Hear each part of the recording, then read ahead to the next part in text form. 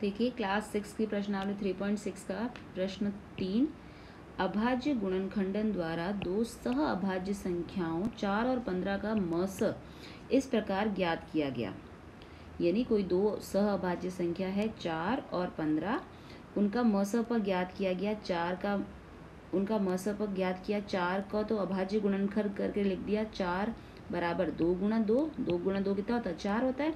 और 15 को हमने लिख दिया इसके गुणनखंडों के रूप में 3 गुणा 5, 3 गुणा 5 15 होता है। क्योंकि इन गुणनखंडों में कोई अभाज्य सार्व गुणनखंड नहीं है, इसलिए 4 और 15 का मस 0 है।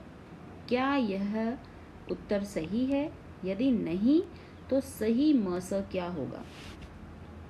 यानी हमको दो संख्याएं दे रखी है, उत्तर लिख देते हैं 4 और 15, इनका हमको मस ज्ञात करना है।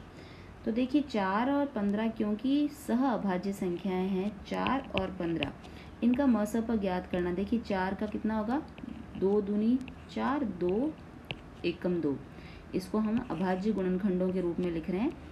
और 3 का भाग जाएगा 15 में 5 बार, 5 का जाएगा 5 में 1 बार।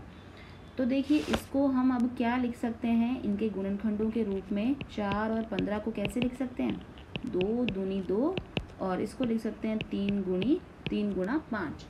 अब हमको इनका मस निकालना है, और हमको पता है मस क्या होता है, जो उनका सार्व गुणनखंड होता है। अब इसके जो गुणनखंड करे हैं इनमें सार्व तो कुछ है ही नहीं, मतलब कॉमन तो कुछ आया ही नहीं। यहाँ पे 2 गुणा 2 है, यहाँ पे 3 गुणा 5 है, कॉमन चीज़ तो कुछ भी नहीं आई।